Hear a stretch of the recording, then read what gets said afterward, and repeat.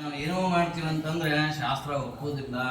ಶಾಸ್ತ್ರ ನಾವು ಯಾವುದನ್ನು ಒಪ್ತದ ಅದನ್ನೇ ನಾವು ಮಾಡಬೇಕು. ಅದಕ್ಕೆ ಶಾಸ್ತ್ರದಲ್ಲಿ ಹೇಳ್ತಾರೆ ನೋಡಿ, ಕೃಷ್ಣ ಅನೇಕ ಕಾರ್ಯಗಳನ್ನು ಮಾಡಿದ್ದಾನೆ. ಮಹಾಭಾರತದಲ್ಲಿ ಬೇರೆ ಬೇರೆಯಾದ ಕೃತಿಗಳನ್ನು ಮಾಡಿದ್ದಾನೆ. ಅದೆಲ್ಲವನ್ನು ಕೃಷ್ಣ ಮಾಡ್ಯಾನ ಅಂತೇಳಿ ನಾವು ಮಾಡ್ತೀವಿ ಅಂತಂದ್ರೆ ಮಾಡಬಾರ್ದ್ರಿ. ಕೃಷ್ಣ ಮಾಡಿದ್ದನ್ನು ಮಾಡಬಾರ್ದು, ಕೃಷ್ಣ ಹೇಳಿದ್ದನ್ನು ಮಾಡ್ಬೇಕ್ರಿ.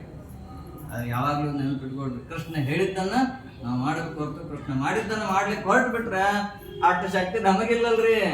ಅವ ಮಾಡಿದ್ದನ್ನು ಮಾಡ್ಬೇಕಂತಂದ್ರೆ ಆ ಕೃಷ್ಣನೇ ನಮ್ಮ ಅಂತರ್ಯಾಮಿಯಾಗಿ ಇದ್ದು ಏನೋ ಒಂದು ಕೆಲಸ ನಾವು ಗ್ಲಾಸ್ ಎತ್ತಬೇಕಂತಂದ್ರೂ ಸಹಿತ ಕೃಷ್ಣನ ಅನುಗ್ರಹ ಇಲ್ಲ ಅಂದ್ರೆ ಒಂದು ಹುಲ್ಲಿನ ಕಡ್ಡಿ ಸಹಿತ ಅಳೆಗಡ್ಲಿಕ್ಕೆ ಶಕ್ತಿ ಇಲ್ರಿ. ಅವನ ಮನಸ್ಸಿಲ್ಲ ಅಂದ್ರೆ ಕೃಷ್ಣ ಪರಮಾತ್ಮ ಅವನ ನುಡಿಸಿದ ಅಂದ್ರೆ ನಾವು ನುಡಿತೀವಿ. ಅದಕ್ಕೆ ವಾದಿರಾಜತೀರ್ಥರು ಬಹಳ ಸುಂದರ ಹೇಳ್ತಾರೆ. ತಮ್ಮ ಇದರಲ್ಲಿ ಗ್ರಂಥದಲ್ಲಿ ಹೇಳ್ತಾರೆ, ವೀಣೆ ಇವರ ಅಣಯಾಮಿ ತತ ಅಂತ ಹೇಳ್ತಾರೆ. ನಾನು ವೀಣಾ ಇದ್ದಂಗ್ರಿ ಅಂತ ಹೇಳ್ತಾರೆ ವಾದಿರಾಜರು. ಮಧ್ವಾಚಾರ್ಯ ನನ್ನನ್ನು ಹಿಂಗೆ ನುಡಿಸಿದ್ರೆ ನಾನು ನುಡಿತೀನಿ, ಧ್ವನಿ ಬರ್ತದೆ ನಂದು. ಇಲ್ಲ ಅಂದ್ರೆ ಇಲ್ಲ. ವೀಣಾ ನೋಡ್ರಿ,